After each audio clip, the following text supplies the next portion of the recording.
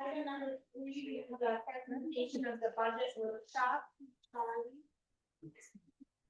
Yes, give me just a second. Share this.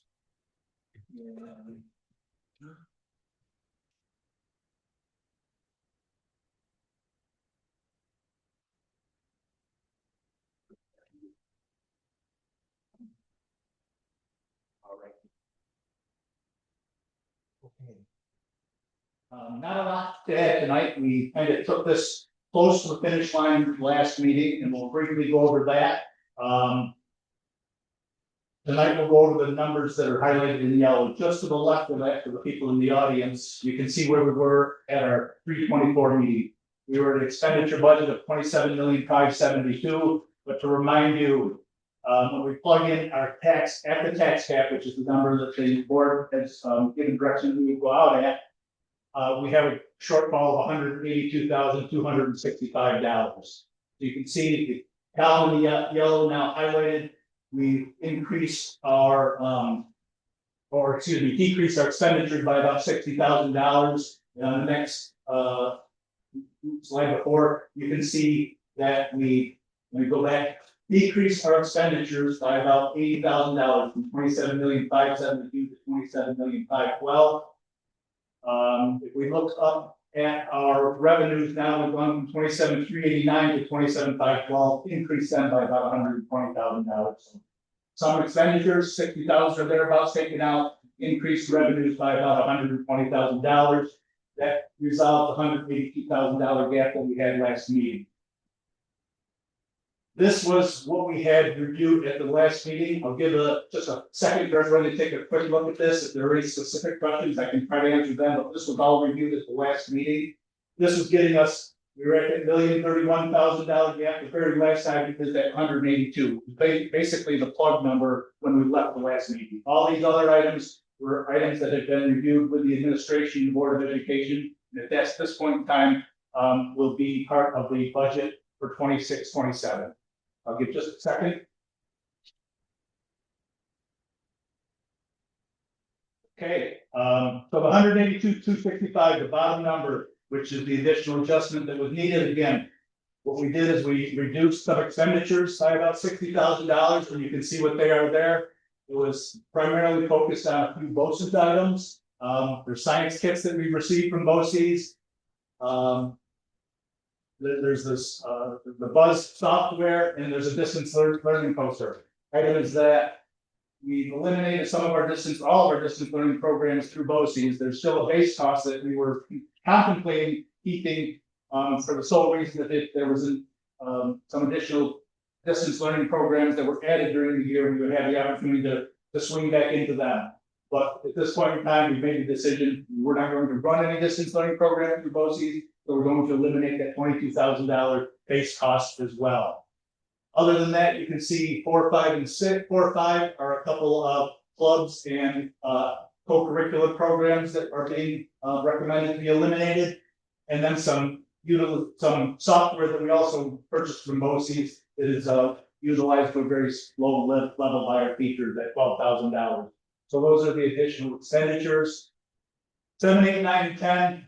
Are adjustments to revenues. So we're really looking at seeking outside funding for field trips, seeking outside funding for some music extracurricular programs. We're doing it this way so that if we were to cut the programs, one of the rules of school budgeting is whatever your expenditure budget is that is adopted and hopefully approved by the community, you cannot exceed that. So we're leaving the expenditure side in, we're inflating our revenues, if you will, in these areas a little bit. So if there's additional money, or if there are opportunities for the kids to have these programs and we can find the money, we want to make sure that there is room in the expenditure side of the budget to do that. So that is the outside funding that we would seek for field trips and for musical extracurricular. There's a couple of additional classrooms that BOCES has used with Sequoia Valley. They had no charges last year, not that they've run classrooms out of, but they've had some of their, professionals, their counselors, their PTOT staff use those rooms. We've spoken with them. They've agreed, I believe, at least verbally, to pay us for them in 26, 27. So we are adding those monies in as well. And then the last one is just, balance of the budget, and the direction is stay within the tax cap. If we need to use additional fund balance, we'll use additional fund balance. So saying that we're gonna get another $73,000 of state aid may not be likely. It may mean that we're actually using fund balance to get to the number that we need to. But again, we're increasing our state aid number, giving us the opportunity to keep those expenditures in the budget, and not having to cut any more drastically than we already are recommending or proposing for the 26, 27 budget. So with those numbers, that's where we get to $27,512,000 budget on the expenditure side. Again, increasing the revenue by $120,000+ gets us to a budget gap of 0. Any questions on any of that information? You have a question? Sure. The software purchases, which ones are those? This is the appropriate space where we can talk about that. Yeah, That's okay. That's okay. yeah, there were specific ones that Mr. Reed is, he would be able to tell you, he's talked with the BOCES, the utilization is low, so there were a few of them that were recommended to be removed. Catch up with it. Yeah. Okay, with that, really don't need to go over these, so we review each time, just what we're going to do with buses. The hope is that the community will approve the purchase of 3 diesel buses. We delayed the requirement to buy electric buses at this point in time. So we do need 3 buses in 26, 27. They would be 3 diesel buses. We again would have a capital outlay project that's built into the budget, $100,000 amount that would be used to improve security here at the high school, whether it be replacement of doors and cameras throughout the high school building. And the last slide that I would like to go over just quickly is, here we are tonight, April 14th. We're hopeful there's a resolution on the agenda tonight for the board to approve the budget. That is done on April 20th. Next Monday would be the date deadline for individuals to submit their petitions for board seats. May 12th, we will give a public hearing on the budget presentation, and then May 19th would be the budget vote. With that, if there aren't any questions, I can sit back down. Any questions? All set? Very good. Thank you. Sit down. Item 4, Board of Education Subcommittee reports. Sure, so the Board Operations Relationship Development Committee, we will probably meet later this month. Extracurricular activities, we are going to schedule targeted date for June in there. Curriculum instruction, I think we will be meeting in May for our board meeting. And then the policy committee, we meet in 2 weeks. In time, same location, 5:30 in the library. And that is all for some. Item number 5, Superintendent's report. Sure. So we got the BOCES annual general membership board dinner went on, so you can see that coming up. As Mr. Collins said, board petitions are due April 20th in the district office if you're interested in running for board seat. We have a Shabbat distribution on Friday.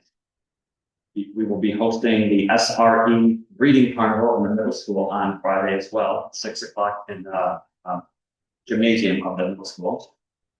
We have scheduled next Monday night, the 7th to 12th cabaret that will be here in the high school auditorium. PTO fundraiser at LAPA on the 23rd. On the 23rd as well, the ICANN Wellness Series, Digital Citizenship and Safety, that will be held in the high school. Cafeteria auditorium, the location. Yes. Cafeteria, thank you. And the next Friday, we have the biggest track invitational. We host the Cahill Classic. So I believe the parent score, I believe I sent one out. I didn't schedule it well, but we are always looking for volunteers for that. But just come on down. It's a huge invitational. And as I said, we have the honor to host that every year. So that's next Friday. Next Saturday, the 25th, is the Relay for Lights, and that will also be in the middle school gymnasium. And lastly, the Ball in the House concert will be held 1 week from, well, next Monday night, 27th, right here in the, yeah, we've got a couple weeks, but it's just such a big event. And I do encourage you to get tickets early because we do anticipate that that event will sell out. But again, Ball in the House, April 27th. And offer. Any old business?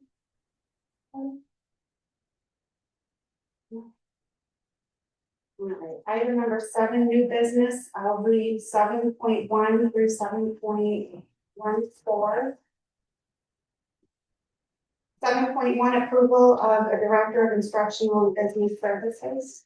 7.2 is the approval of a teacher aide. 7.3 is the approval of a substitute teacher. 7.4 is the approval of a substitute teacher aide. 7.5 is the approval of leave of absence. 7.6 is the approval of a permanent appointment. 7.7 is the approval of policy updates. 7.8 is the approval of a substitute teacher. 7.9 is the approval of a substitute laborer. 7.10, approval of a donation. 7.11, approval of the extra classroom activity report. 7.12 is the approval of treasurer's report, March 31st, 2026. 7.13 is approval for the resolution authorizing payment of bills approved by the claims auditor. And 7.14 is the approval of minutes of the March 24, 2026 meeting. Does anything need to be pulled? Is there any discussion for anything, guys? All right, then I need a motion to approve 7.1 to 7.14. DJ, a second, Ron, all in favor? Any opposed? Item number 8. I need a motion to approve the adoption of the 2026-2027 budget. Right. Need a second, Ron, all in favor? Any opposed? Item number 9 is the approval of property tax report card. Is there a motion for that? Mike, second, PJ, all in favor?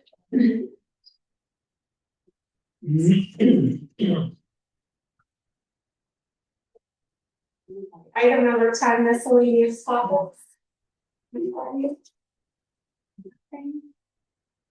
Item number 11, any public to be heard?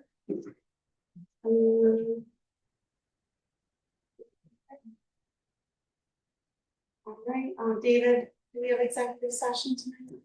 Yes, to discuss personnel. So I need a motion to go into executive session, CJ, second, Mike. Thank you everyone for coming. That was fast.